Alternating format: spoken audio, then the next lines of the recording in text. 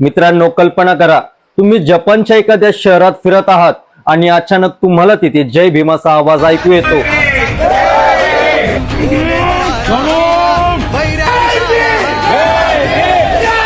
तुम्हाला वाटेल हा एखादा भारतीय पर्यटक असेल, पण नाही, हे नारे देणारे असल जपानी लोक आहेत.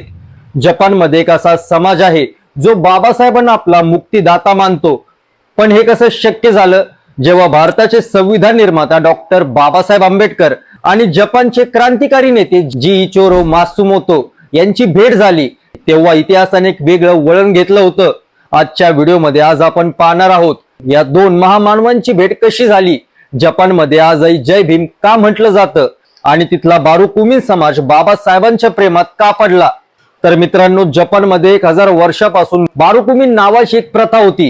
हे लोक जपानचेच नागरिक होते, पण त्यांना अशुद्ध मानलं जात होतं, कारण मृत जनावरं उचलणं, चामड्याचं काम करणं किंवा सफाईचं काम करायचं. त्यांना मुख्य शहराच्या बाहेर राहावं लागायचं.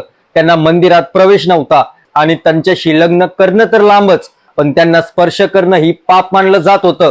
अगदी भारतातल्या अस्पृश्यतेसारखीच ही परिस्थिती होती. याच अन्यायाविरुद्ध जपानमध्ये एक युद्ध हे उभं राहिलं. जीइचोरो मात्सुमोतो, त्यांना जपानमध्ये लोक the father of the Buraku liberation असं म्हणतात. मित्रांनो, 1950च्या दशकात जगभरात मानवी हक्काची चळवळ जोर धरत होती. 1954 मध्ये रंगून म्हणजे म्यानमार येथे जागतिक बौद्ध परिषद झाली. याला म्हणतात वर्ल्ड बौद्धिस्ट कॉन्फरन्स. तिथे डॉक्टर बाबासाहेब आंबेडकर हे उपस्थित होते. याच परिषदेला जपानचे नेते जीइचोरो मात्सुमोतो सुद्धा आले होते. जीइचोरो मात्सुमोतो हेही आले होते. तर यावेळेस काय घडलं? जेव्हा मात्सुमोतो यांना कळालं की भारतात डॉक्टर आंबेडकर नावाचे एक नेते आहेत ज्यांनी करोडो शोषितांसाठी लढा दिला आहे, ते स्वतः बाबासाहेबांना भेटायला आले. मात्सुमोतो यांनी बाबासाहेबांना सांगितलं की आमच्या जपानमध्ये ही तुमच्या सारखीच परिस्थिती आहे. बाबासाहेबांनी त्यांना सांगितलं की शोषितांचा लढा हा वैश्विक असतो. सीमा किंवा भाषा ही वेगळी असली तरी दुःख एकच आहे. या भेटीनंतर मात्सुमोतो इतके प्रभावित झाले की त्यांनी बाबासाहेबांच्या विचारांची जपानी भाषेत भाषांतर करायला सुरुवात केली. त्यांनी सांगितलं की जपानच्या बुराकिमिन समाजाला जर मुक्त व्हायचं असेल तर त्यांना भारताच्या आंबेडकरी विचार शिकावे लागतील. तर मित्रांनो, आज जपानमध्ये बुराकू लिबरेशन लीग नावाची मोठी संस्था आहे. या संघटनेच्या कार्यालयामध्ये तुम्ही गेला तर तिथे तुम्हाला बाबासाहेबांचे फोटो दिसतील.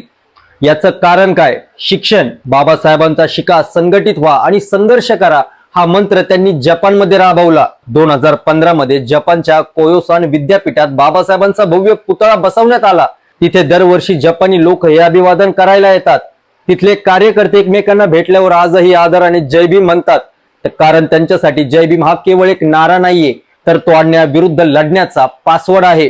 तर मित्रांनो, आपण भारतीय असूनही आपल्याला आपल्या महामानवाची आंतरराष्ट्रीय ताकद ही माहीत नसते.